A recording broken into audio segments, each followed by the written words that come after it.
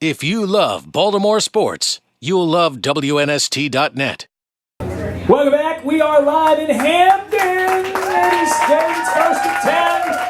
It is poured by Pinnacle and powered by Fremont Mortgage, Redwood Insurance, and ABC Rental. We welcome you back in. I'm sitting in for Glenn this segment, so we're going to pick up the discourse. You know, we're going to get past pumpkin pie and pecan pie. Although Clark's wrong about a lot of stuff, Jameel. Yes. This pecan, you've never had pecan pie in your life.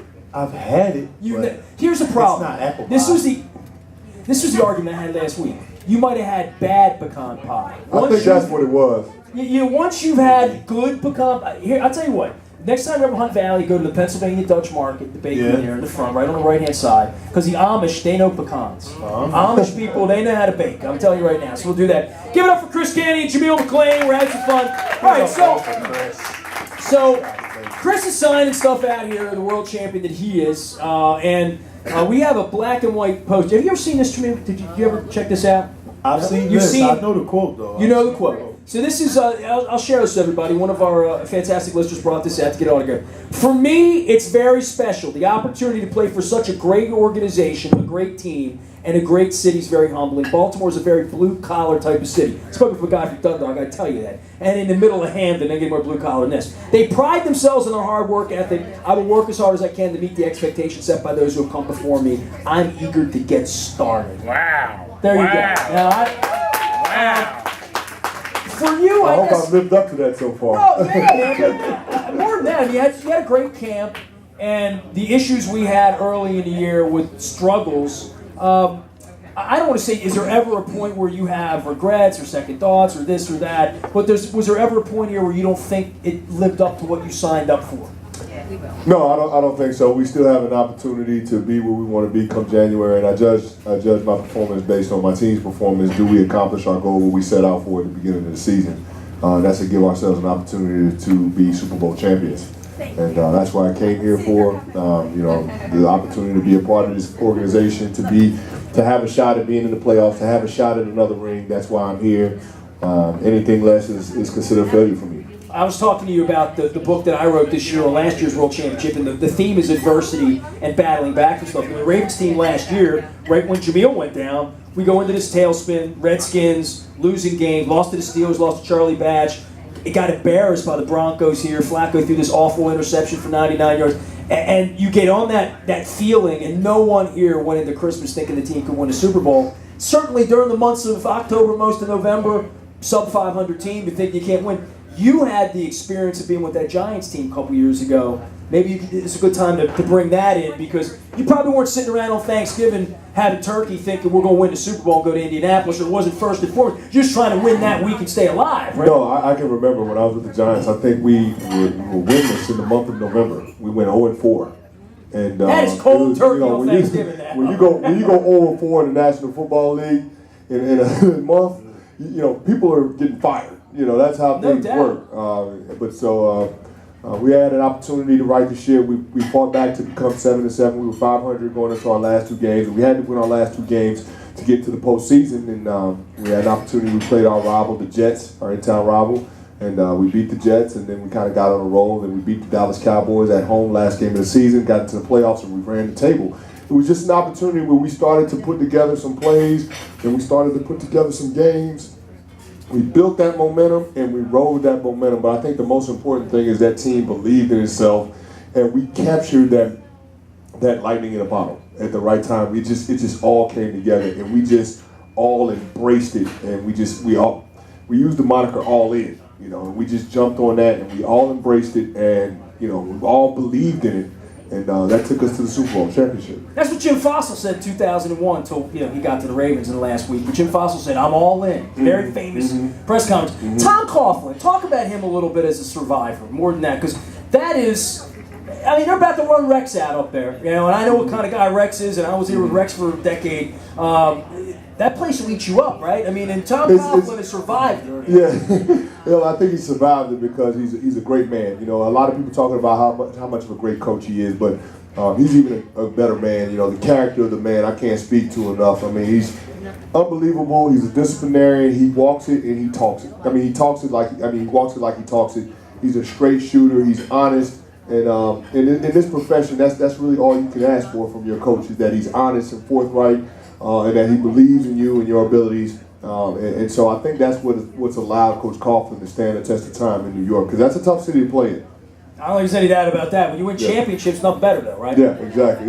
They give you a little leeway, and they give you the benefit of the doubt when you got a couple rings in the finger. See, it's funny for you because if you think of the Cowboys, America's team, the Giants, big market and all that, and you come here to Baltimore, we are the world champions, but we still got this sort of small town fighting spirit thing. It's almost like playing for a college team, I would think, here because of the amount of enthusiasm. In New York, there's a million things that get swallowed up. This is, trust me, I follow the baseball team. They give their best players away this morning for a bag of baseballs.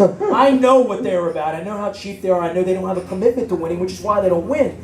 This, from ownership down, when you've come in here, you said all this beautiful stuff here coming in based on reputation. But what have you seen since you've been here in regard to differences between the high and mighty Cowboys, who haven't won in 20 years, we won 2 championships, and the Giants, where you came in off a championship and won another one? Well, I have to say this, and I've said this before. It's a unique relationship between the fans and the team, and I think it's because it's that small town feel. It's that this is our team. It's almost like as the fans have ownership of the team. From the Purple Friday. We thought that until the Mayflowers moved out in '84 because I grew up with all that. But it was always explained to me that way in the 50s and 60s. I wasn't around 50. I saw Burt Jones, but anything before that there was this bond that would never happen again when the Ravens. It could never be the same again. The money's different, the lifestyle's a little different, all that. But I'll tell you what, I guarantee you within 6 blocks of here, you can't find a block that doesn't have a basement that's purple. I believe it. And it's a unique relationship. It's different than any other franchise that I've been a part of. Just the ownership that the fans feel with their team and the belief in the team, even when the chips are down. When the chips are down in Dallas and in New York, they love to kick you. The seats are empty. No, they'll be full, but they'll have paper bags on their head and they'll boo you. That's just how it works. But here it's just the fans constantly believing in you guys. And I walk into the bank, they say, "Oh man, don't worry, we have faith in you guys. We know you guys will get it right." It just doesn't matter, where you go. It's just everybody believes in our team and they take ownership of the team, and that's awesome to play for. Chris Canty, Jameel McClain out here. We're doing a little Stick with the Truth. All right, Stick with the Truth. Adrian Peterson, Jameel. Let's talk about him a little bit. You ever tackled him? I get maybe 4 years ago. Yeah. We went out there, lost that game, the kick at the end, and all that stuff. Yeah. When you start looking at film, which is where we are right now in this preparation, and hopefully you guys are well rested and you got your turkey together. Yes. When you start to look at what makes him different. He's unique, man. He has everything. He has everything that a running back needs to be great. Strength, speed, balance, explosion. He can do some things. Just watching him on film and watching the holes that he create through small seams, I'm just like, all right, everybody is literally at the point of attack, and he can break tackles like there is no tomorrow. I think the coach said he had about 150 yards after first contact, so that's a lot of yards, that's a lot of broken tackles that he getting stuff off of. So you need everybody for him, but he's definitely, to me, he's definitely one of the most complete running back. Chris, how many times you chased him down? This will be, I think, my 5th encounter with Adrian Peterson. Compare him. You've been in the league a long time. Been here 10 years.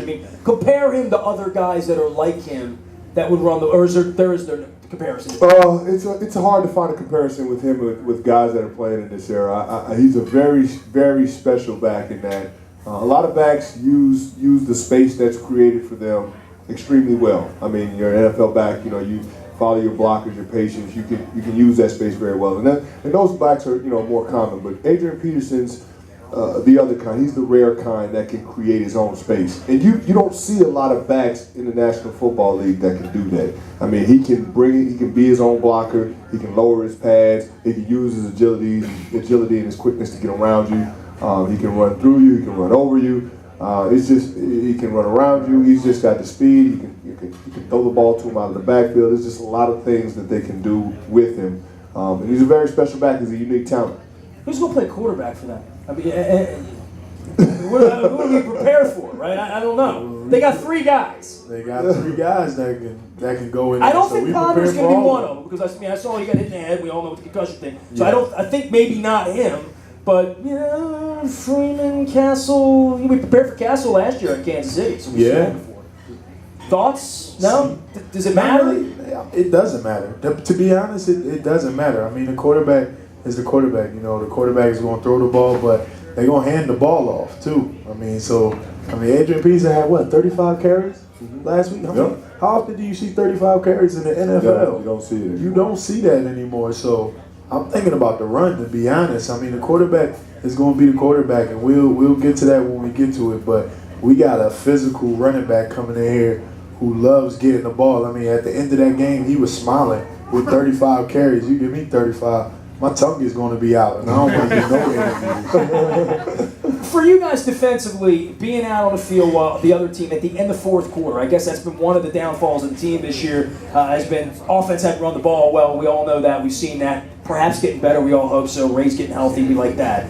Defensively for you guys at the end and getting off the field, has Dean said anything? John, you guys amongst yourselves, just in closing out these games, just getting them done and winning the game. Obviously, the Pittsburgh game, 2-point conversion winds up at the end. That's not what you guys want. But what's different 4th quarter? Is it a fatigue issue? Is it just in general? Because first couple 3 quarters all year long, I think it's been awesome. And then the 4th quarter, that's not what we're used to seeing.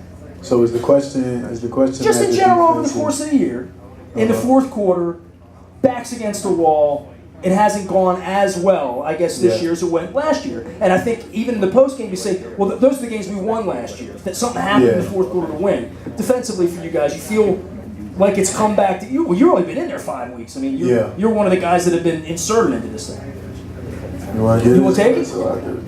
But I think it's just, collectively we got to do a better job of understanding situations and being able to execute at a high level when it's called upon. And at the end of the game is, the most important time. When you start talking about the 2-minute drill, when you start talking about, the last 6 minutes of the 4th quarter, those are important situations that we have to do a better job collectively of understanding and in understanding what it takes for us to be successful in those situations. I think as of late, we're starting to improve on that performance, even though we have a lot of room to grow.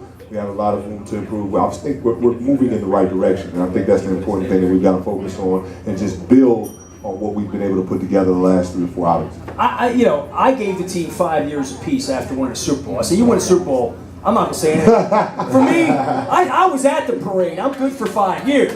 But I would say 8 months later, at 6-6 right now, I thought the team, and I told you this for weeks, I think when you lose Ray, you lose Ed, you lose Anquan, you lose Matt Burke, there's going to be an adjustment period. And for all the new guys that got brought in an adjustment period, whether it's rookies, Matt Elam on the backside, or veteran guys like you, and even some guys like Huff and Spears that aren't here anymore, the adjustment period. But at 6-6 right now, with all that's sitting out in front of you, as a fan, I'm elated that we're in this because I didn't give up in October as a fan, but I thought the chances of us being 6-6, having a chance to go to 7-6, having a chance to finish 10-6, having a chance to win the division, having a chance to have a home game, that's all still sitting there right now. But that's the beautiful part about the team, because none of us doubted it. And if Chris doubted that, he knew all of those people was going, he wouldn't have came here.